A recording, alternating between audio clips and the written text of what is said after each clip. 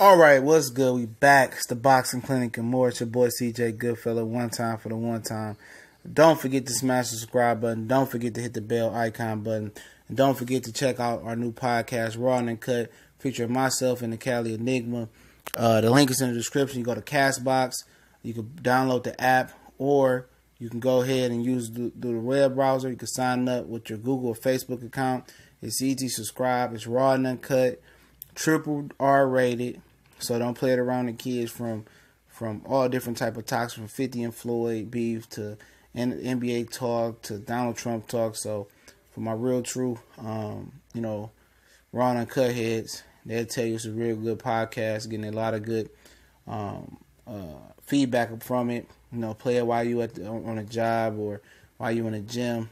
It's good. It's good money. You know what I'm saying? But Dakota Prescott, former Mississippi State Bulldog quarterback, current Dallas Cowboy quarterback, said he would not protest. Said he gonna do what Jerry Jones say do, and he says it's not the time and place or venue to do so on Sundays. And sound like a true company man that's gonna get hit with the whoop-de-blam anyway. All right, and I'll tell you what I mean, but I'm gonna link the article to the description. And what I mean is basically, Jerry Jones never even wanted to give him this job, man. He tried to give Tony Romo every chance back at this job and not let Dakota Prescott play, all right? Because since he want to, be a company man and fall in line, we going to call him Dakota, all right? That's his government name. So Dakota Prescott, he don't want to have no testosterone. He don't want to have no balls.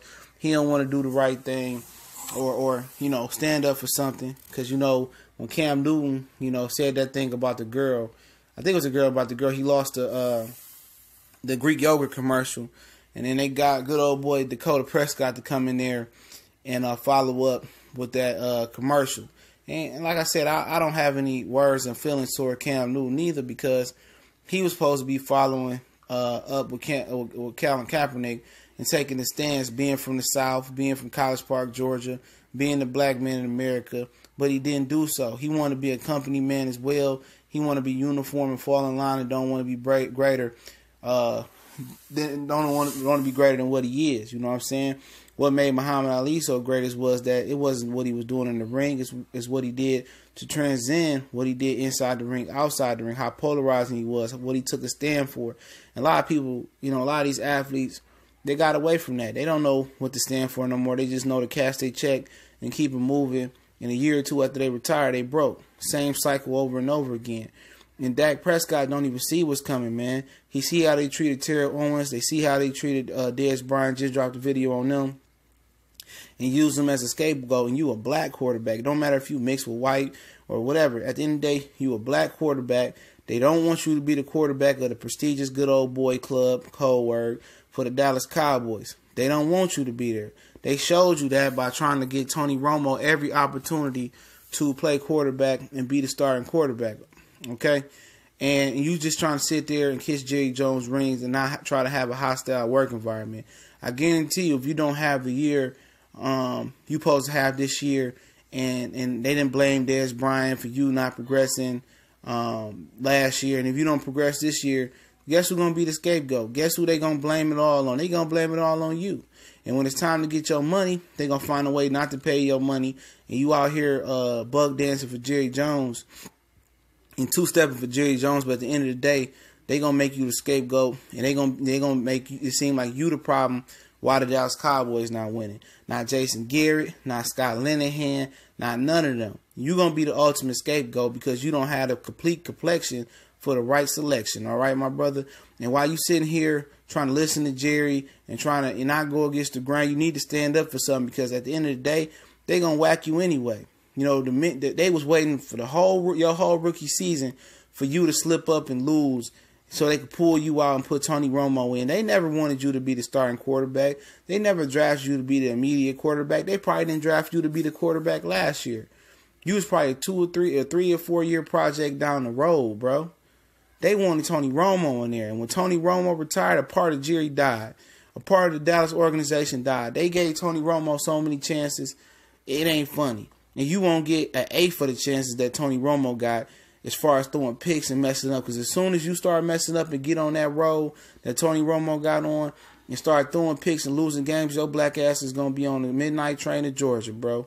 You're going to be gone up out of Dallas real quick, fast, in a hurry. And you're going to look bad that you fell in line and you bowed down and kissed Jerry rings and you didn't stand up for yourself and what you truly believe in. And that's if you truly believe in that. You're going to look like an idiot at the end of the day. All that ass kissing that Dez Bryant did to Jerry Jones, how you think he feel right now? He feels like an idiot right now. He feels retarded. He feels slow. And when you don't stand up for yourself, when you don't believe in your morals, when you try to curve your personality or curve how you feel about something to make yourself fit in, and then when the ultimate judgment day come and when that person truly show you their hand, and that day gonna come for Prescott if he don't continue to ball out, and I guarantee you it's gonna come. When that day come, when you slip up and you have a rough patch like you did last year, and you had Zeke and Dez wasn't the issue, whatever it may be, and when they kick your ass out of Dallas or get you up out of Dallas, you're gonna be sitting there looking stupid. You're gonna say, "Damn, I wish I would have just stood up for myself. Damn, I wish I would have just been myself." Don't try to be nothing else but yourself. Now, if it's you and you don't really feel like you need to stand for the anthem, you don't feel like this the venue or the place for the anthem, it is what it is. But these are the type of players that run the NFL now. These are the type of players that fall in line in the NFL like that, thinking like, "Oh, you know what? I'm gonna go against. I'm gonna just roll with the owner. Say I'm gonna lay down and pin down." And they don't see the greater cause of what's going on. It ain't just about the anthem. It's about censoring you. It's about your workers' rights. It's about having a voice and doing what you want and doing what you want to do as a player. They taking all the control away from the player. All you guys gonna be out there doing is getting a check. They changing all the rules without consulting you guys. They giving you a shitty cut. They got a 5% bonus or whatever it was for $55 million, and you guys didn't get a cut of that shit. They ain't sold a ticket, a parking ticket, nothing, a preseason ticket, or nothing. But they got $250,000 a few weeks ago, and you guys can get nothing of it.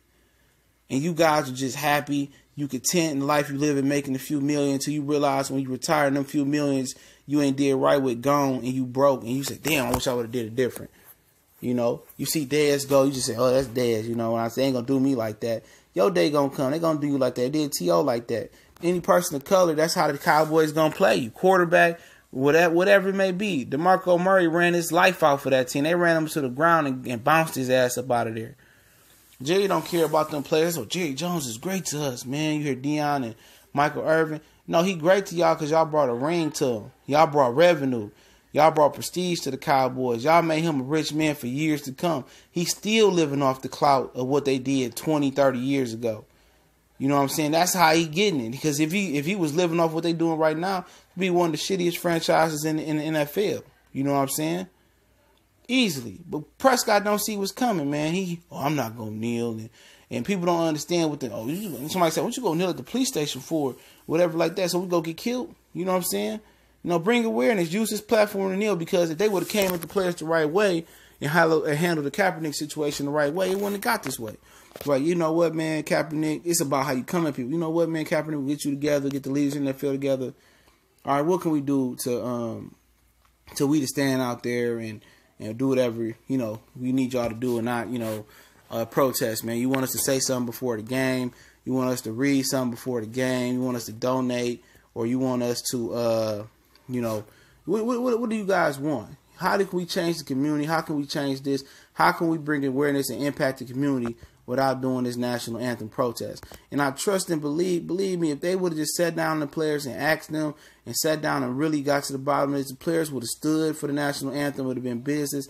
As long as the NFL would have worked with them on strategy to stop the protests and do right by the community and do something different from the community and bring awareness in another way. Could be playing a video before the game, and could be making announcements before the game. You know, it could be anything. It could be a luncheon in each one of the communities of the NFL team with the police and the citizens of the neighborhood, whatever it may be. You know, instead of trying to compromise and trying to see what the players want, the owners got that slave owner mentality. All right, they got that slave owner mentality. Oh, our way goes or no way it goes. And what the players got to remember too is you make the league go. You know what I'm saying? This may be a recreation for most owners, because this ain't how most owners is getting most of their money, Or if it is, they done retired and made a fortune of billions and billions of dollars already. Okay. You know, but at the end of the day, this is play for the owners, but guess what? This is still serious business. They mentality is like the mentality that everybody should have. It's never enough money. They want all the money. They want to scrape the bottom of the barrel for generations and generations of their family to come. You know what? These players right now is just living for right now, living comfortable, living paycheck to paycheck. Like Jared Harrison said, the last CBA collective bargaining agreement, 80% of players was broke without paychecks come Sunday or week 1. They had to cave and take a shitty deal. But, hey, that's another conversation for another day. But Dakota Prescott, I guarantee you he eventually going to feel stupid when he look in the mirror one day when the Cowboys play him like they play Dez, like they play Terrell Owens. When they play him and when he started making mistakes and they find out it wasn't Dez's fault and it's really Jason Garrett's fault and Scott Linehan's fault for they don't know shit about football, when they figure that out, and Dakota Prescott, and he's trying to get his money, or they going to boot him up out of there, or say he the reason the Cowboys don't go, not the fact that Sean Lee can't stay healthy, not the fact that David Irvin can't stay out of jail, not the fact that they offensive coordinator, defensive coordinator suck. When they figure that out, you know, when he figures that out, he getting booted out of Dallas, going somewhere else, being labeled as a lame duck quarterback, he going to be like, damn, I really should have stood up for myself there and not been a company man. And that's what he's doing. He's being a like-minded company man, and that's what he want to do. But at the end of the day, just know, Dakota Prescott, know this. Know they going to play you, man. They going to play you at some point. They going to blame you because the Cowboys win Super Bowls. They're not going to give you the chances they gave Tony Romo. They going to play you. And when you get booted out the door, you're going to feel real stupid as you bow down and you listen to Jerry Jones and Stephen Jones and kiss that ring. You're going to feel like an ignorant fool, man. But it's the Boxing Clinic of Morris, your boy CJ Goodfellow. One time for the one time. We on Facebook, Instagram, Twitter. Also, check out our new college sports page. The link is in the description with all my social media on there. Also, check out the Castbox app. That link in the description. Go over to Castbox. You can download the app. Sign up with your Facebook or Google account. Bada bing, bada boom. All right. In the comments, subscribe and rate us on there. And continue to share the videos. Share the videos. Man, I'm going to keep dropping that straight drop real fire, man. I'm going to keep dropping it. I'm going to keep kicking the reel. And on that podcast, we're going to keep it the realer, the triller. We're going to keep it 100%, a buck, a whole $100 bill, a whole blue face $100, man. For real, continue to share these videos, continue to subscribe. And this video probably ain't going to be monetized anyway, like a few other of my videos. So if you could donate to the PayPal link in the description, that's Gucci. Or just donate because of the strength of the podcast. You like it, you could donate on my PayPal link. I'll put Cali PayPal link up in a minute. Y'all know what it is. One time for the one time. Share, subscribe, hit the bell icon. Won't miss another one. We gone.